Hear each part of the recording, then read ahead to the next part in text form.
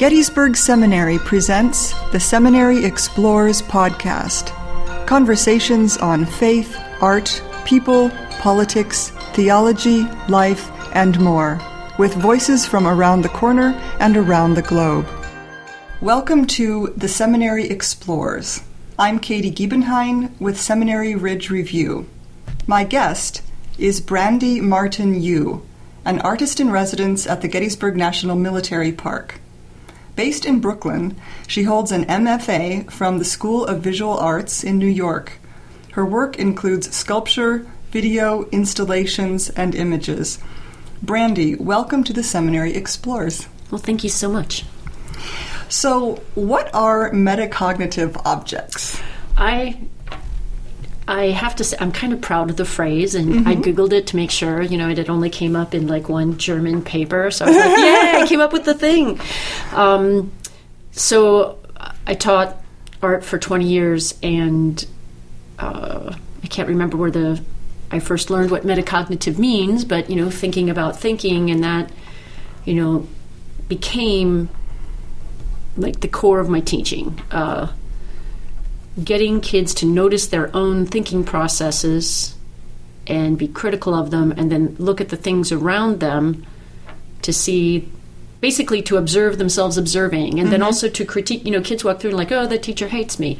It's like, well, to be more critical without telling them to be critical of their education, but just sort of giving them the tools for that. And when I first started my MFA, I, had retired early from teaching, and because it's like, life is short, I really wanted to be an artist, and I can't be a good teacher and a good artist. So I was trying to not do art about teaching. And because there's kind of no matter what anyone says, there's a definite prejudice in I think, well, maybe anywhere, but secondary, elementary education. So I was trying to stay away from that. And what I started to realize is whether art is teaching or teaching is art is kind of a stupid question. The real question is,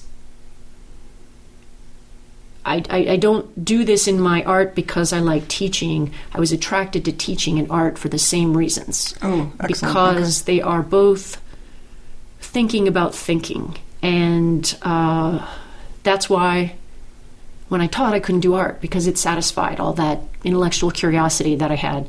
So a metacognitive object is something you would encounter in an art gallery, or really it wouldn't have to be art, that as you observe it and you can't quite figure it out, you can't quite put it together. Cognitive dissonance is too strong of a word, but something doesn't fit, and you have to kind of fit it together. And as you do, you're like, oh, I thought this, but now I think that. And to whether or not you know or care about the word metacognitive, that's what would happen. And I like it to be with things. I mean, I also do video and digital images and stuff like that, but to me it's not the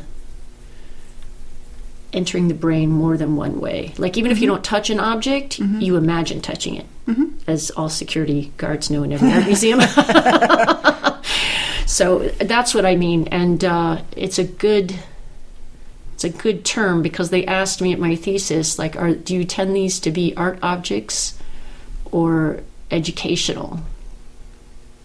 Interesting. And I thought, well, do I have to pick one? So apparently you do. So I made up my own category. I also find that really interesting, because there are a lot of stereotypes about people who are, for example, not artists themselves, or are just sort of unfamiliar with it. They tend to talk about art as being self-expression, and you're talking about the critical thing. You're talking about sort of the opposite, and it's refreshing to hear that, because there are so many assumptions and stereotypes about the purpose of making art. And and there's that it's a perfectly valid reason to make art, but I think I worked through this talking through so many high school students. But you can say, well, art expresses how I feel, but really, does anyone care how you feel? Yes. They don't. They care how they feel. Right. And to tap into something, I mean, you have to work through that. Yeah. You know, I'm not saying artists shouldn't do that. They should. And if you do it in a truly universal way, you know, like a good book, you put yourself in their place. But if you can't put yourself in their place, you don't care. Yeah. So in a weird way, even though this isn't autobiographical or always have like emotions to it, it's sort of the emotion that people bring to it because it's a little bit, well, sterile is too strong of a word, but there's space. There's space for people to enter into it and feel like they are the actor. You know, instead of watching a play, they're given some lines and some material and can go with it. I guess it would be a good analogy.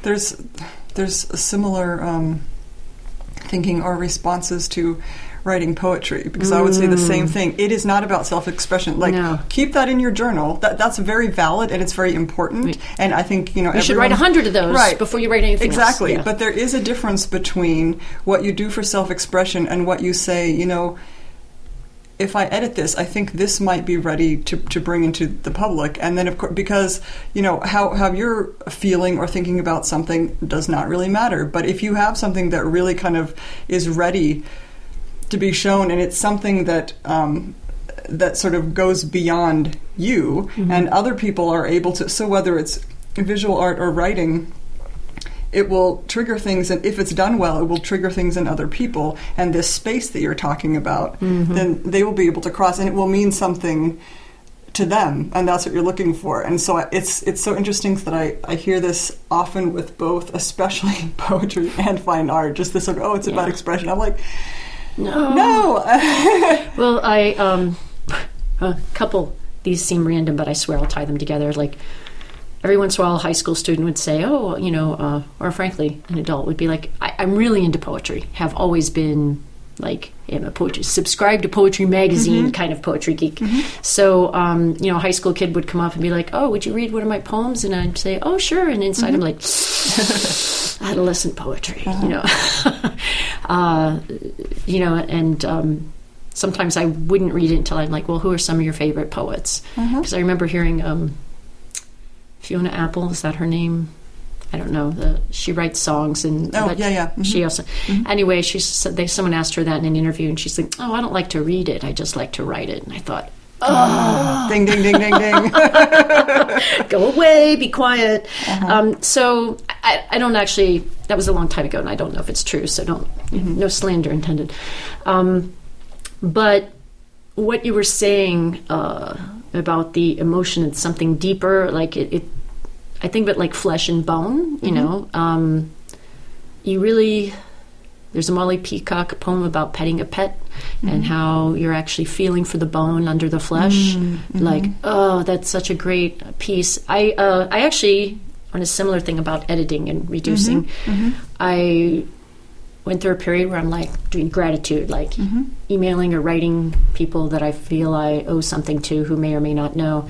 And she's one of them, Molly Peacock, my favorite poet since age 19. And so I wrote her a letter about how I took one of her poems, A Squirrel Disappears, or A Squirrel on a Wire, over the backyard, and there's the wire shakes, and there's a brief bottomless disbelief in plenty, and how the tiny backyard is love, and something in that. I was like, whoa. And so I actually wrote that poem down, and I'm at my boyfriend's house, who I thought was going to break up with me soon.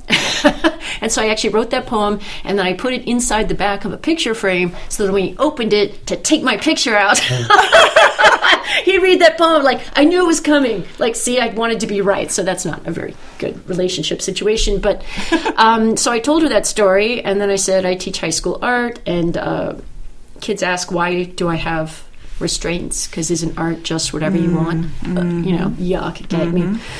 No.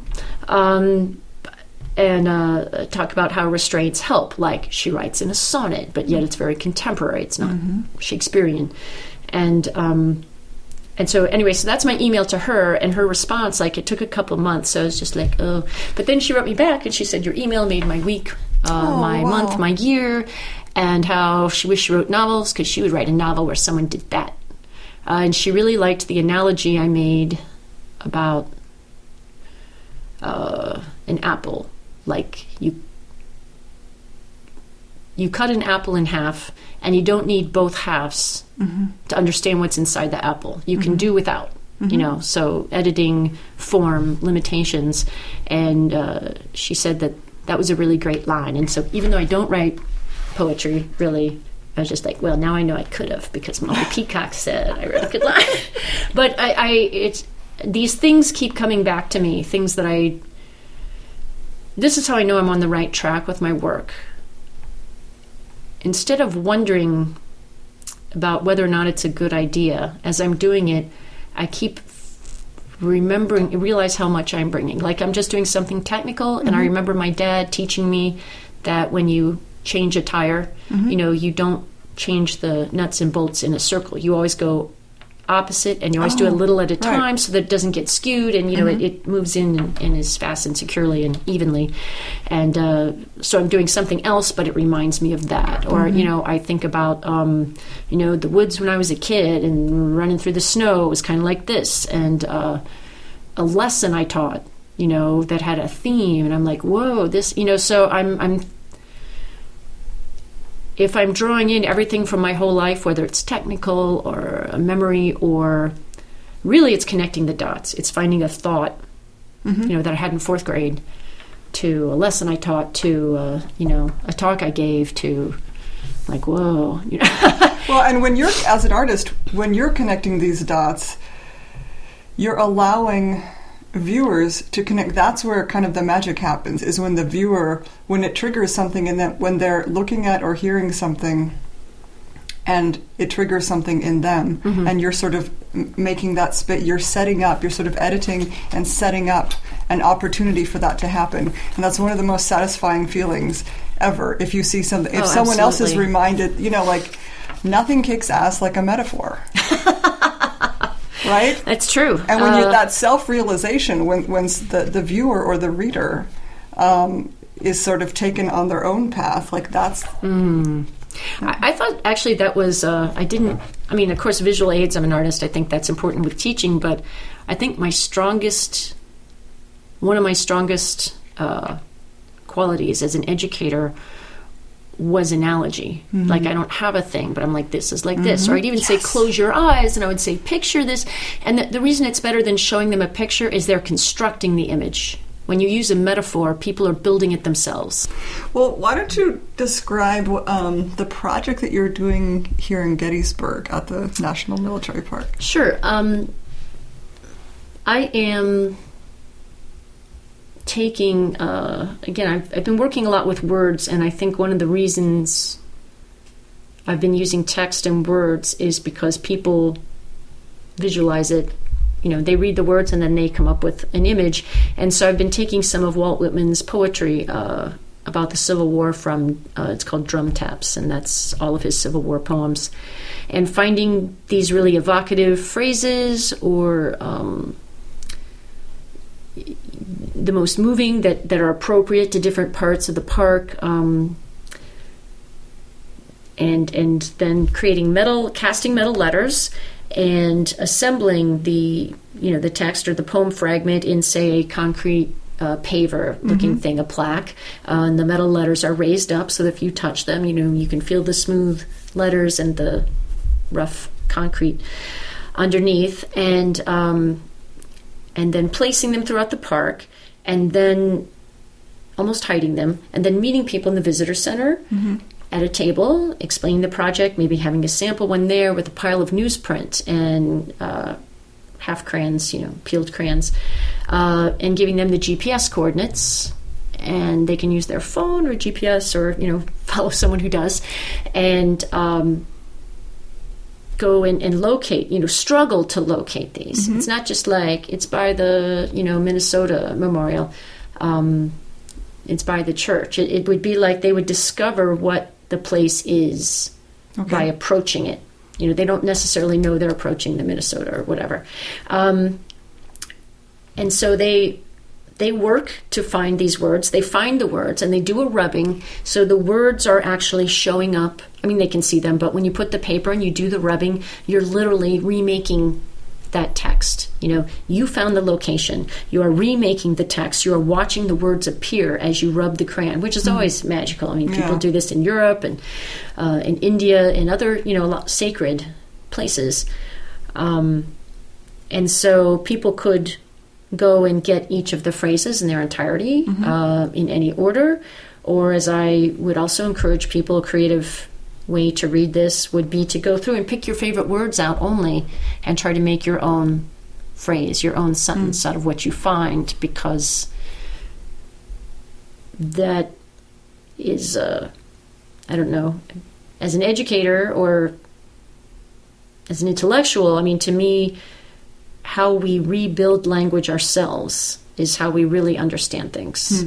So, and there's, a lot of philosophers and, other people who feel that, if the reader remakes the text or actually makes the text real. So by going out there and doing that, they're literally making visible a process that is sort of philosophical and abstract. So... And it also has this interesting sense of continuity because there's an awareness, even if you're just doing single words. These are the words of Walt Whitman, and you are doing this activity on the battlefield. Exactly. And so he might have been in. I don't actually know from my research that I did from. Like, these aren't necessarily specific to Gettysburg, I guess. It's the Civil War in general, but, it's carnage everywhere. Yeah. And there was a couple, like some of the lines I picked, which, of course, now I'm giving it away, right? So, I have nourished the wounded and soothed many a dying soldier, and at intervals waiting or in the midst of camp, compose these songs. So, sort of making his process transparent. But it recreates that scene, right? Like, these aren't written in an atelier in France, he's sitting there, in the middle of misery and waiting for the next wave of misery, and quickly writes down some words, to capture what's happening, and to be out in the field with those words that he wrote. You're remaking them where he made them, or a similar situation, is, I think, a more visceral way than to necessarily buy the book and read it. Not that I'm against books. And then this other one that I love, and this is sort of the conclusion, sort of at the end of Drum Tap. So, answer that you are here, that life exists, and identity, that the powerful play goes on, and you may contribute a verse. I was like, I'd already had the idea when I read this phrase, and I was like, woo, this completely fits, which would be a great ending way, to go through this, history and someone's creative process and the, not just reliving the experience, but reliving, like I said, the process. And then at the end, it's like, well, now that you understand process, how would you like to contribute, to this flow of history, and to other people remake what you've done, et cetera, et cetera. So, that's... Yeah, that sense of a continuum. Participate. It's not... You're not out collecting some facts to put in your bucket of knowledge. It's... You are part of a flow. We constantly rebuild it. Things are lost, but things are kept and things are added. And... like our understanding of the Civil War, of course, wouldn't be what it was at the turn of the century or what it was 20 years after. For a long time, the South was not allowed to build monuments to their states. Like, only the Union was allowed to do that. So obviously that understanding of what the war means and what it means to everyone, and what closure means and what unification means, and things like that. So, it means something else. Actually, it's starting to sound familiar again, right? These unbridgeable divides, which is something else I've been thinking about a lot. So, so maybe one of your next pieces. Yes, right. And so what has it been like? on the battlefield, like in the cannon shop and on your tour, and what Yes. have you experienced? Well, the highlights have been, well, first of all, they treat us very well. This is a highly desirable residency. I feel like privileged, honored, and, lucky to have gotten it. The highlights have been, there was a behind-the-scenes tour I got at the Visitor Center, and that was the cyclorama up close and from underneath and where other people can't see it. And the incredible part are all the archives, the archival objects that they have. So, the books, the paper knowledge, the maps, the swords, just amazing things. General Lee's saddle. Mm-hmm.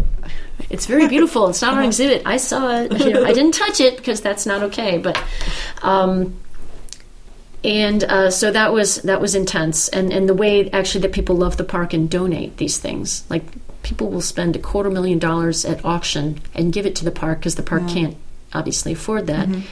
And because they believe in the archival purpose and how objects add to that, etc. Then the tour, they give us a certified tour guide, and those aren't cheap. And our guide took us, I and the other artist this month, on the tour that he gives through the town to where the battle started, and he's standing there, and it's so different. I mean, I've been on so many things like this where you get the map and you read the blurbs at the dot, and then you get out and you read the little, interpretation display. But to have someone there and describing anecdotal, bloody pieces of information, like the creeks ran red literally for 3 days, and to the blood from all the body seeping down, and to stand there and make a sweep of his hands, from way to the left to way to the right. That tree line over there was just a tree line, and then 3,000 Confederate soldiers emerged, from the trees, like a force of nature coming towards you. And what are your chances? 1 in 2? Not good. And the fear, that was in there, and they did it anyway, because they believed in their cause, that the Union should be together, that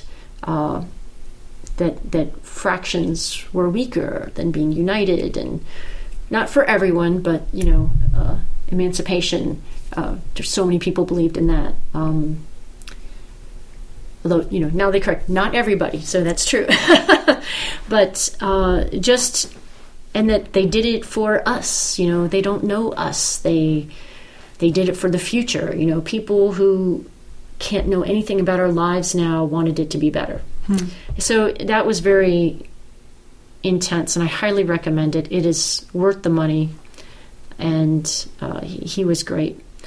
And then the last 2 days, and a little bit more today, I hope, I've been in the cannon shop. Which, first of all, how cool is that, right? That's got to be one of the coolest things ever. It's like the best man cave on earth, right? And I am a woman who loves man caves. So there's cannons in there. There's, it's a metal shop. It's a forge. They do casting. There's some few woodworking tools, whatever, but it's all in the service of, say, the bronze plaques, or repairing the statues in the park, or keeping the cannons looking awesome, and a lot of other things that end up needing repair and or being made from scratch.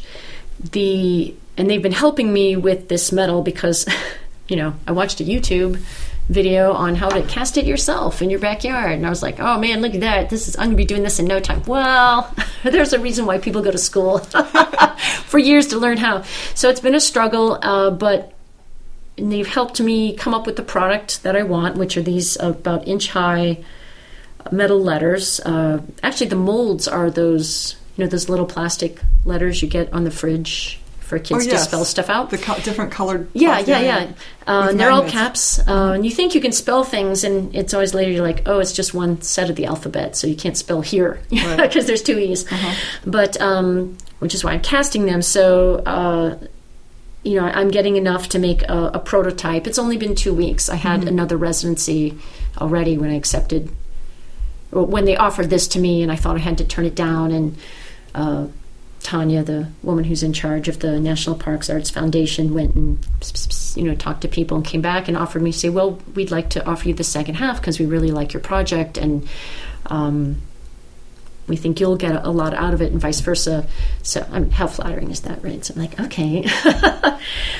It's nice when people respond to your ideas. So, and you had done a lot of research in preparation for your proposal, right? That's right. Well, I even made a proposal last year that was not accepted, and I put like 80 hours into it. It was about Elizabeth Thorne, the woman who, after the battle, she was 7 months pregnant in July, and it's hot, and there's bodies everywhere. She buried 217 bodies by herself for the last 2 months of her pregnancy, when people don't even want to leave the air conditioning because, that's terrible. And she wasn't paid any extra for it. She just did it to keep her family's position as the Evergreen Cemetery caretakers. If she didn't, they wouldn't, and her husband's away with the Union Army. So it's really incredible what she did. And so, well, that's a whole different thing. But so I'd done all that preparation. So this year I tried again, and I was going to rewrite that one, but then when I had this idea with the GPS coordinates and stuff, it's funny, I will start out with I don't know, shouldn't give this away, but I actually start out with a very mercenary thing, like, I'm going to get this, what do they want to hear? But then when I do the research, it always comes around that I'm passionate about the project I end up with. So I don't feel guilty about that first sort of competitive thoughts, because those thoughts, the research I magnetize towards the things that mesh with what interest me, and when the idea finally comes, so I love this idea. I probably in 2 weeks I can't, but they're okay with that. In fact, they told me, I found this to be very moving. One of the first things they do is, when you get the behind the scenes tour, is that the purpose of the residency is not for the park to get a collection of contemporary art. They like having these objects and the record, but they really are passionate about increasing the diversity of the people coming to the park. So their prime audience right now are men between 50 and white guys between 50 and 70 years old. And that's how they put it to me. And they would love to see, for them to continue to come, but for a different demographic to also get that feeling that I got, that this was really done for all of us. This park belongs to all of us. This is not just for a certain type of person that you may associate with, historical reenactments, or, not that those aren't diverse, but you know what I mean? So for us to literally take the spirit of it away with us, and whether we do art about Gettysburg or not, the fact that we are changed by it and go out, and our art will reflect that sensibility that we talked, artists really are the vanguard of what's next. Whether it's gentrification or, they're the early adopters of ideas. And they're also the mixers of ideas, like I am into literature, educational theory, objects, video, things like that, experiential art. And the fact that I am having an intense experience, and I go from here, and what I like to think of what my work is a sort of constructed opportunity for experience. The fact that I'm taking this and what I'm learning from this, and that's just naturally going to percolate through my work, is what they want. That's the goal. But also that other people, that can spread and reach other people. And frankly, it's also working in a direct way. I have 1,200 Facebook friends, and I've just been posting on my artist page, video, photos, what I remember from my tour, the Cannon shop. So it's already worked. I mean, if that's their goal, and some audience has been, a lot of my former students, young people in their 20s and stuff like that have been like, whoa. And some of them are movers and shakers themselves, I have to say. So it'll be interesting to see when you'll see more 20-year-old Hispanic college students coming in. Excellent. Well, is there anything else that you would like to say about your research-based practice? Yes, that was something that was stressed at my grad school of Visual Arts, and there's a lot of different MFA programs. My program was called Artist Practice, so it's not metals, it's not painting, and it tends to be older than other departments, and they say you're old enough that we know you can teach yourself anything, and you probably have, like in terms of materials. So what this program is about is thinking. How does an artist practice? How do you construct meaning? You need to think about your practice, which of course appeals to me because what is that? Thinking about thinking, becoming metacognitive. Right. So, actually I think I just put that together right now. I'm always the last to know these things. So I'm sure that's why I was attracted to the program and why it was a good fit. And so research is strongly emphasized, and not in the sense of a paper although we did have to write a paper, with footnotes, but that, again, well, like I said before, no one cares how you feel.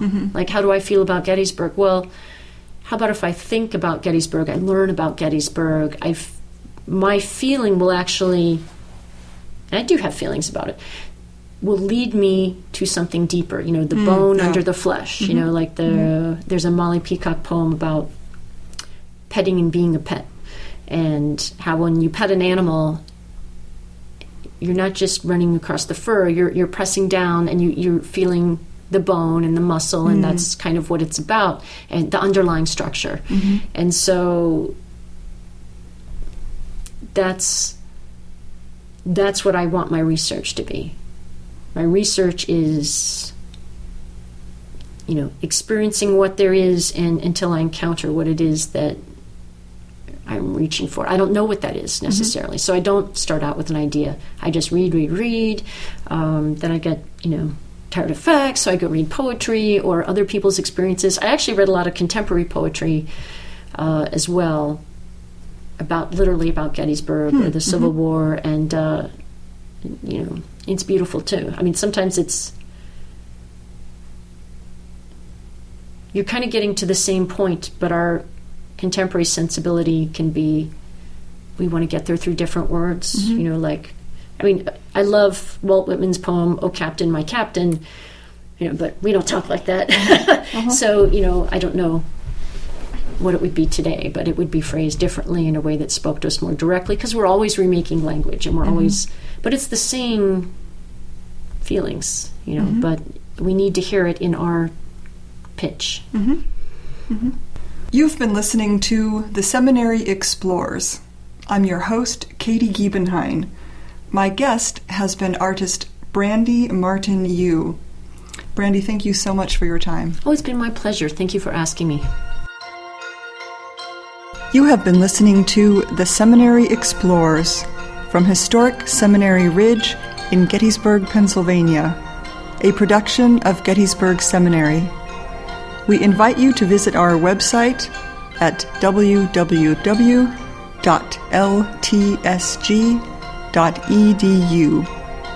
Opinions expressed on this program are not necessarily those of Gettysburg Seminary or the Evangelical Lutheran Church in America.